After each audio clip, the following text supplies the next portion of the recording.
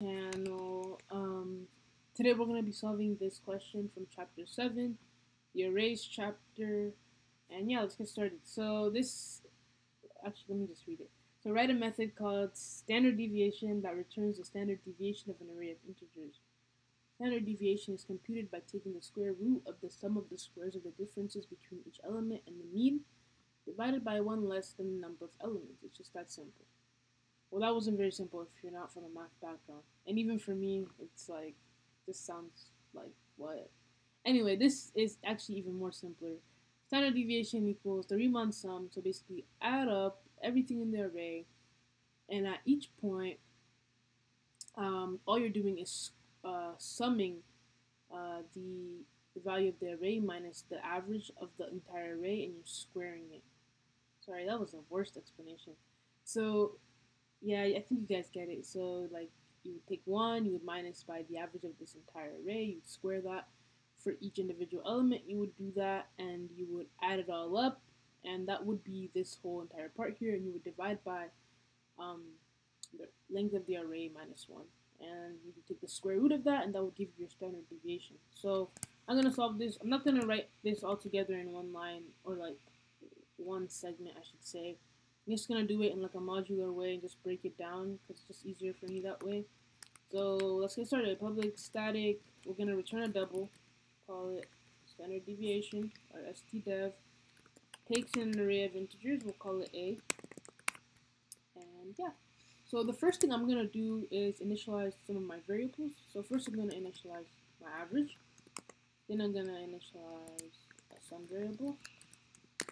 Then I'm going to initialize a diff sum.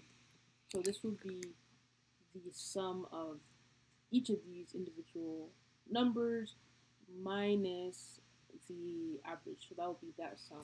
So let's say it equals 0. And I think that's all I need to initialize. And actually, I'm also going to initialize a size variable that will represent the a.length minus 1. I don't know why that's happening. Int size equals a.length minus 1. And yeah, that's essentially all we need to get started. So first, let's compute the average. So we have 4 int I equals 0, I is less than a.length, I plus plus. We're just traversing through the array. And at each time, we're going to say sum plus equals our array at index I. So this will give us the sum of all the numbers. And then just after that, to compute the average, we'll just say average equals the sum. So sum divided by a.length, and that will give us our average. Now that we have our average, let us calculate this Riemann sum here using another for loop. Here we go. So for int I equals 0, I is less than a.length, I plus plus. Alright, so at each point in this for loop, what are we going to do? We're going to take this, we're going to minus the average, we're going to square it. So I'm going to say,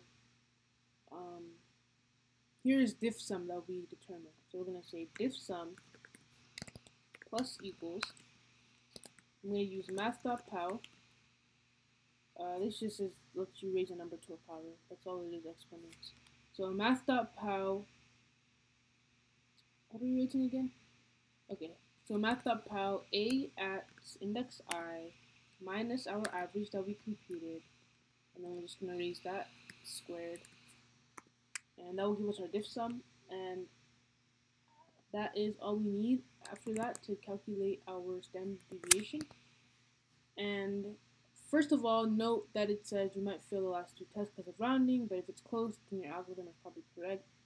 Also, it says you may assume the array is past non-null and contain at least 2 values, so we don't have to check for edge cases because our standard deviation is undefined otherwise.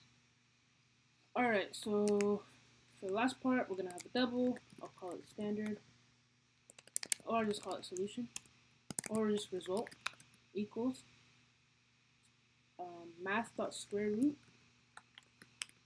and our square root is going to be of our diff sum divided by our size. And that will be all. Then we have to just return that result and we will be good to go. Alright, so past these are close enough. Just like it said, due to rounding, we get sort of a different value. But it's close enough to know that we're on the right track. And yeah, thanks for watching. Hope you enjoyed this. See you next time.